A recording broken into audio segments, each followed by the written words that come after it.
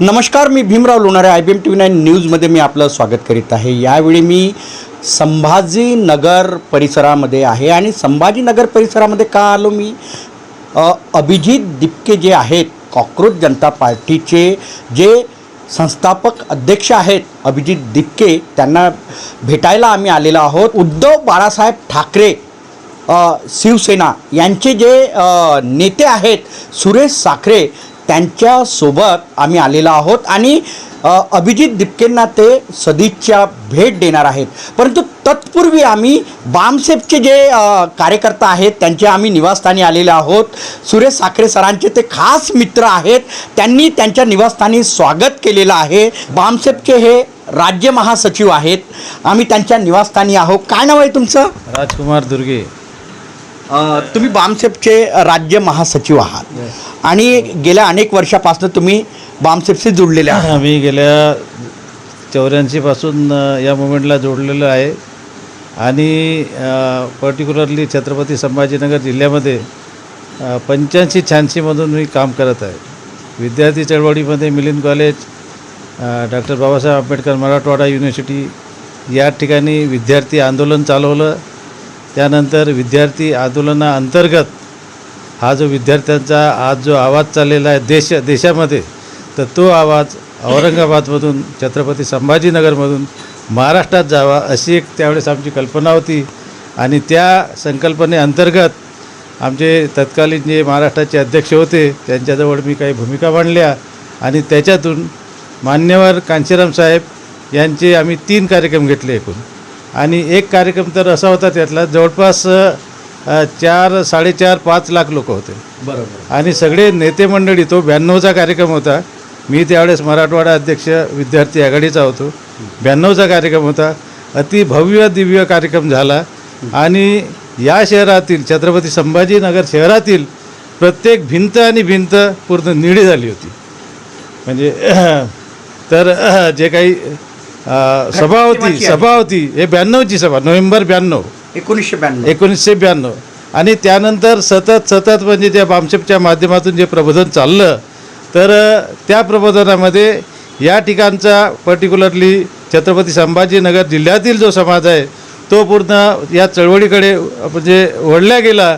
याचाच परिणाम असं झाला का ती चळवळ पूर्ण मराठवाड्यामध्ये म्हणजे मोठ्या प्रमाणामध्ये पोहोचली आणि पुढे मग त्याचं जे नेतृत्व आहे साखरे साहेबांनी महाराष्ट्रामध्ये केलेलं आहे आणि पूर्ण महाराष्ट्र त्यांनी म्हणजे या ठिकाणी पिंजून काढलेला आहे। तर या ठिकाणी म्हणजे तुम्ही सगळे या ठिकाणी माझ्याकडे आलात, तर ही माझ्यासाठी आणि माझ्या कुटुंबासाठी एक खूप चांगली घटना आहे असं मी समजतोय। सर, तुम्ही काय सांगाल, थोडक्यात सांगा। माझं नाव अनिल मगनराव सदाशिव आहे।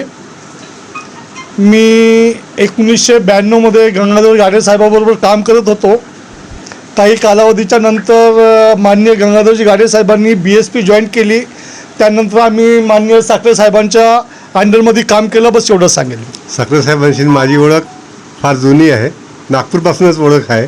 आम्ही छान रोज भेटतो, फिरायला जातो। छान व्यक्तिमत्व आहे साखरे साहेबांचं आणि ते बिंदास व्यक्तिमत्व आहे असं मी सांगेन। साखरे साहेब, तुमचं इथे संभाजीनगरला स्वागत झालेलं आहे। तुम्ही जुने बामसेफचे कार्यकर्ता, BSPचे प्रदेश अध्यक्ष राहिलेले आहात। जरी तुम्ही उद्धव बाळासाहेब ठाकरे यांच्या पक्षात असले तरी तुमचं जे चळवळ आहे ती बामसेफपासून सुरुवात झालेली आहे, काय सांगाल? असं आहे की माझी सामाजिक आणि राजनीतिक क्षेत्रामध्ये बहुजन समाज पक्षापासून सुरुवात झाली आणि बहुजन समाज पक्षामध्ये काम करत असताना जे कार्यकर्ते पदाधिकारी माझ्यासोबत काम करलेले लोक आहेत त्यांचे पक्षाच्या अतिरिक्त माझे स्नेही कौटुंबिक संबंध आमचे जोपासलेले आहेत। त्यामुळे मी जरी शिवसेना उद्धव बाळासाहेब ठाकरे पक्षामध्ये जरी असलो, पण माझे घनिष्ठ संबंध इथल्या संभाजीनगरच्या संपूर्ण पदाधिकाऱ्यांसोबत, वर्तमानचे BSPचे पदाधिकारी आहेत किंवा आजी माजी पदाधिकारी आहेत, बामसेफचे DS4चे जे आजी माजी पदाधिकारी आहेत, त्यांचे माझे कौटुंबिक संबंध आहेत। त्याच्यामुळे त्यांनी दुर्गे साहेबांनी माझ्या घरी बोलवलं, त्यांनी आपल्या घरी बोलवलं आणि आमच्या सर्व लोकांच्या त्यांनी सत्कार स्वागत केलं। त्याबद्दल मी दुर्गे साहेब आणि अनिल सदाशिव साहेबांच्या आणि आपले मस्के साहेब यांच्या मी खूप ऋणी आहे. संभाजीनगरमध्ये पावसाने सुद्धा तुमचं स्वागत केलेलं आहे दुर्गे साहेबांच्या घरी पोहोचल्यानंतर, बरोबर आहे की नाही? होय होय होय नक्की. आता ती सुरुवात आहे. जसं ही जुने कार्यकर्ते आहेत बसपाचे आणि अनेक चळवळीतले काम करणार आहे, त्यांना जर माहीत पडलं की मी इथे संभाजीनगरला आलो तर निश्चित ते कार्यकर्ता मला भेटायला येतील आणि मला त्याचा आनंद होईल. तुम्ही आज संभाजीनगरला कसल्या संदर्भात आलेले आहात?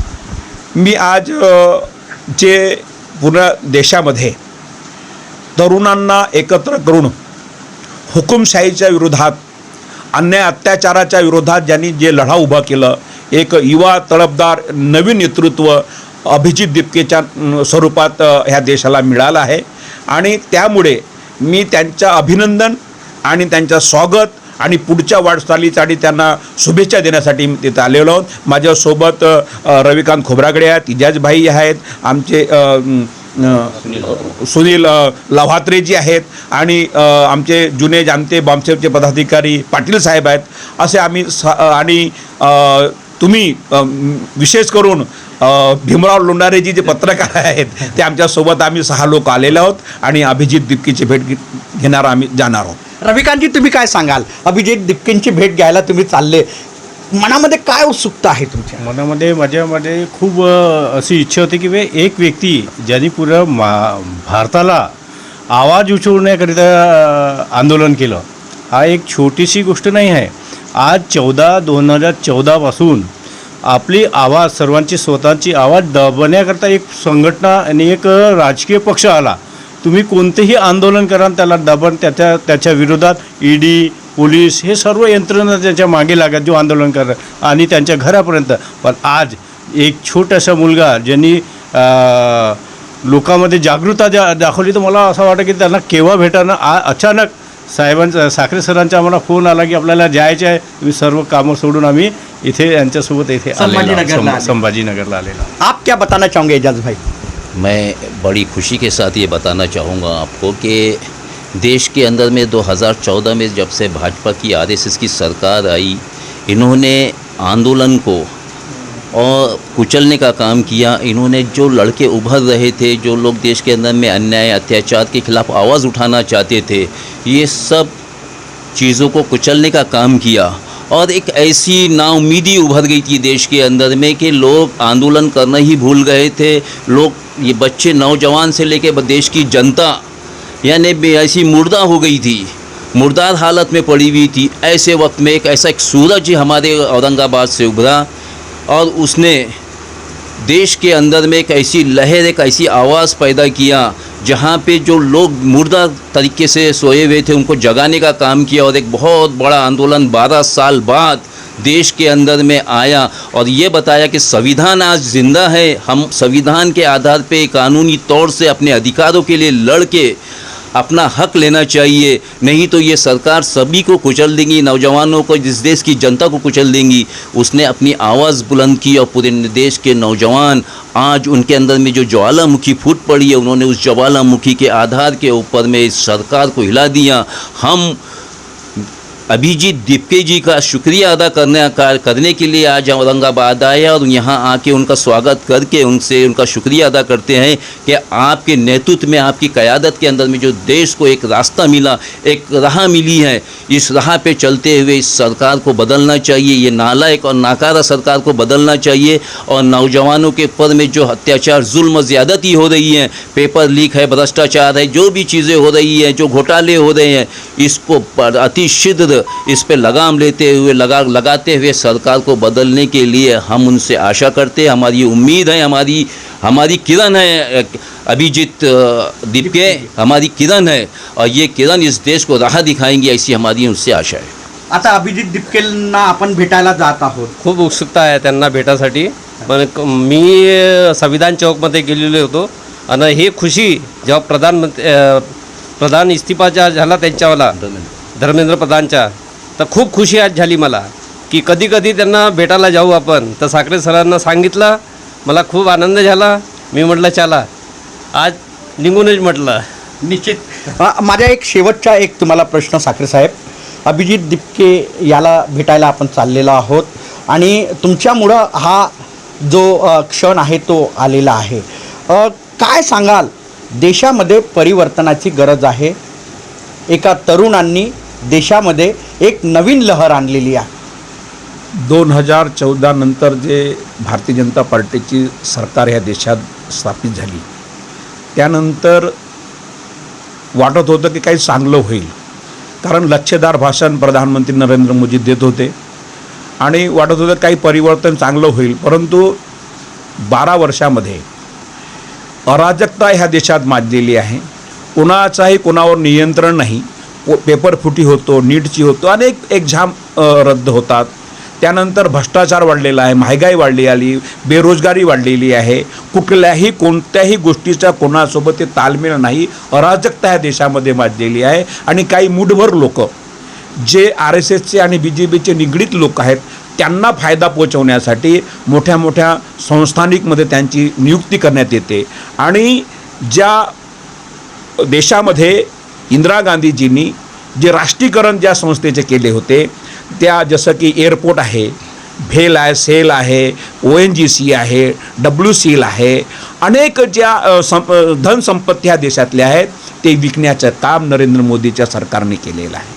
प्रायव्हेट लोकांना देण्यात आलेलं आहे आणि त्यामुळे बेरोजगारी खूप मोठ्या प्रमाणात पसरलेली आहे. युवांच्या हातात काम नाही आहे. शिक्षण घेतो माणूस, अभ्यास करतो रात्रदिवस, परंतु त्या माणसाला परीक्षा द्यायला जातो, अभ्यास करतो, परंतु दुसऱ्या कोणत्या तरी BJPच्या नेत्यांच्या पोरांना फायदा पोहोचवण्यासाठी तो पेपर फुटीचा प्रकरण नेहमी होत असते. त्यामुळे युवांमध्ये खूप आक्रोश होता आणि अभिजित दीपकेच्या नावाने ते एक मजाकमध्ये त्यांनी काकोड जनता पार्टी काढली. काकोड जनता पार्टी का काढली तर ह्या देशाचे मुख्य न्यायाधीश यांनी तरुणांना एक ताशेरे मारले की काक्रोचसारखे लोक तयार होतात.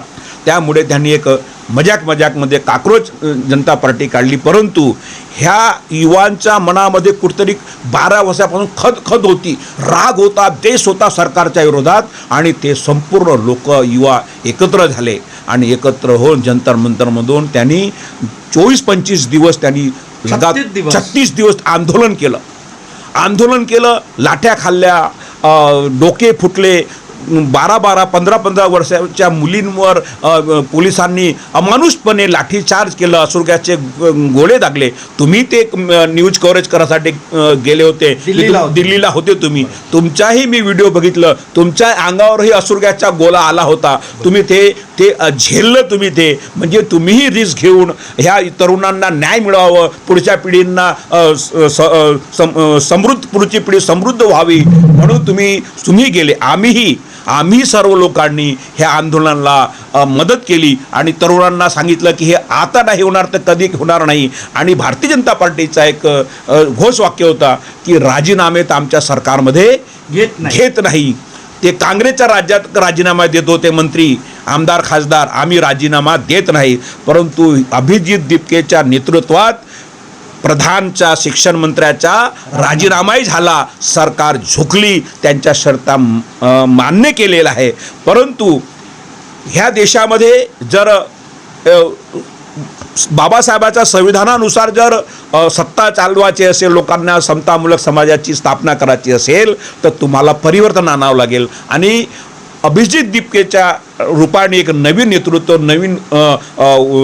ह्या देशाला मिळालेलं आहे. युवा आहे, शिकला आहे, अमेरिकेमध्ये शिक्षण घेणारा एक तरफदार आणि मुखर प्रवृत्तीचा माणूस आपल्याला भेटला आहे. त्यामुळे आम्ही त्याचा आज सत्कार करण्यासाठी आम्ही संभाजीनगरला आलो आहोत आणि आम्हाला उमेद आहे की तो निश्चित काही या देशामध्ये चांगलं काहीतरी घडवून आणेल, नवीन क्रांती निर्माण होईल. आणि म्हणून आम्ही त्यांच्या अभिनंदन आणि त्याची शाबासकी द्यायला आम्ही इथे आलो आहे.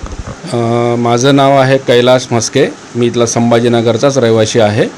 आणि राजकुमार दुर्गे सर हे माझे जवळचे मित्र आहेत. तसे साखरे सरांचाही माझा चांगला परिचय आहे आणि ते प्रदेशवर काम करत असताना आम्ही अनेक वेळेस त्यांच्या सभा अटेंड केलेल्या आहे. आज एक निमित्त आहे की अभिजित दीपके यांची सर्वांनी भेट घ्यायची आहे. अभिजित दीपके यांचं म्हणजे कोणत्या शब्दामध्ये हे करावे, म्हणजे कौतुक करावं हे कमी पडेल. त्याचं कारण असं आहे की या भारत देश हा सार्वभौम लोकशाही असणारा देश आहे.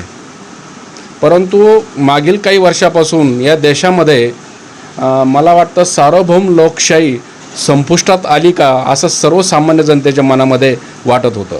परंतु मला वाटतं की या रूपाने अभिजितच्या रूपाने, अभिजित हा माझ्या समाजाचा आहे, आंबेडकरवादी आहे आणि तो माझ्या जवळचा नातेवाईकसुद्धा आहे. त्याचा मला अभिमान आहे. त्याच्या बुद्धी कौशल्याबद्दल तो अमेरिकेत बोस्टन या युनिव्हर्सिटीमध्ये उच्च शिक्षण घेत होता. परंतु त्या ठिकाणी शिक्षण घेत असताना आपल्या देशामध्ये, आपल्या मायभूमीमध्ये एक शिजाय पदावर बसणारा व्यक्ती, त्याची मानसिकता काय आहे, तो त्या पदाला न्याय देतो की नाही देतो, याबद्दल त्याने त्या ठिकाणी एक शब्द कॅच केला, या देशाच्या युवा शक्तीला, या देशाच्या समृद्ध पिढीला त्यांनी कॉकरोच हा शब्द वापरला. त्याला त्याबद्दल अतिशय मनाला लागलं आणि त्याने कॉकरोच जनता पार्टी स्थापन केली. संबंध देशामध्ये अराजकतेचं वातावरण असल्यामुळे आणि सार्वभौम लोकशाही नसल्यासारखं वातावरण असल्यामुळं सगळ्यांना त्याचा कॉकरोच जनता पार्टी अपील झालं. त्यामुळे त्याने तिथून सुरुवात केली आणि सर्वांनी त्याला एक पाठिंबा देण्याचं ठरवलं. तो मायदेशी आला आणि दिल्लीमध्ये लँड झाल्यानंतर सर्वांनी त्याचं स्वागत केलं. त्यानंतर त्याने संबंध देशामध्ये विविध मोठ्या मोठ्या शहरामध्ये सभा घेतल्यानंतर त्याने संबंधित शिक्षण विभागासंदर्भात नीट पेपर लीक झाल्यामुळं त्याने राजीनाम्याची मागणी केली प्रधान यांची. त्यामुळे त्यांनी राजीनामा देत नाही असं या सरकारचं धोरण होतं. परंतु राजीनामा न देणं हे त्यांचं अज्ञानपणाचं लक्षण आहे असं मला वाटतं. कारण लोकांनी निवडून दिलेल्या पदावर तुम्ही बसलेले आहात, तर ज्या लोकांनी तुम्हाला निवडून दिलं आहे त्याच लोकाला तो अधिकार आहे का त्यांना खाली बोलायचा.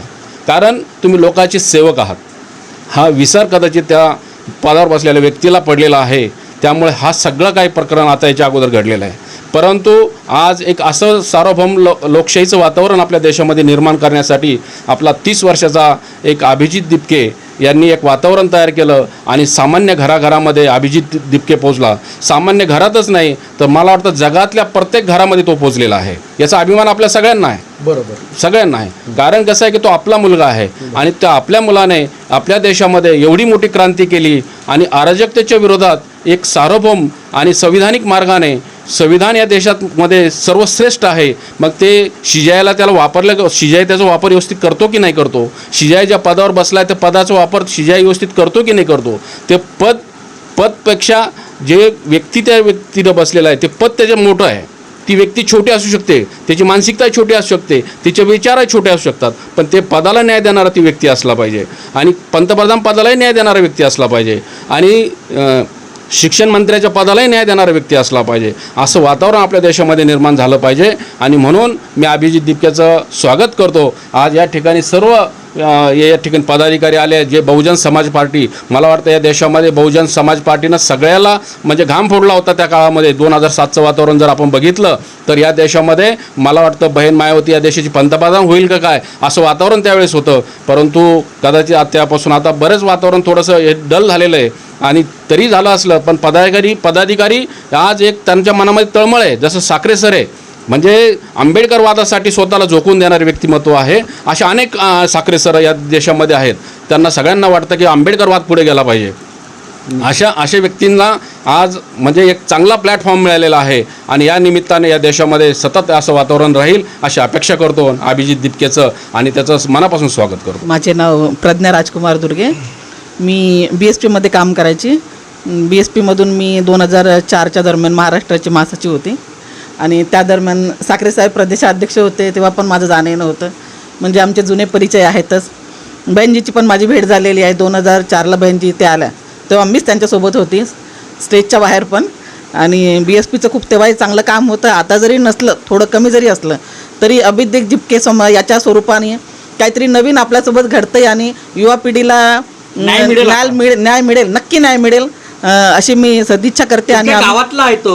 हो ना, आमचा गावातला आहे म्हणजे आपला व्यक्ती आहे, गावचा आहे, त्याचा जास्त अभिमान वाटतोय. तर यश यावं अभिजित दिपकेला आणि आपण सर्वांनी मिळून त्याचे हात साथ द्यावी आणि हात मजबूत करावे यासाठी आम्ही त्यांना भेटायला चाललोय. त्याचा आनंद पण होतोय. दुर्गे साहेबांच्या निवासस्थानी आम्ही आहोत. त्यांनी साखरे सरांचं स्वागत केलेलं आहे. एकूणच सांगायचं म्हणजे अभिजित दिपके यांना सदिच्छा भेट देण्यासाठी सुरेश साखरे आणि त्यांची टीम संभाजीनगरला पोहोचलेली आहे आणि अवघ्या काही वेळामध्ये आम्ही अभिजित दिपके यांची भेट घेणार आहोत, कारण त्या तरुणांनी भारतामध्ये एक नवीन क्रांती निर्माण केलेली आहे. तरुणांमध्ये एक नवीन ऊर्जा त्यांनी निर्माण केलेली आहे. आम्ही आता काही वेळामध्ये अभिजित दिपके यांच्या निवासस्थानी जाणार आहोत. तोपर्यंत बघत रहा IBM TV9 न्यूज. आमच्या चॅनलला लाईक करा, सबस्क्राईब करा, आयकॉन बेल बटन दाबण्यास विसरू नका. जय भीम, नमो बुद्धाय.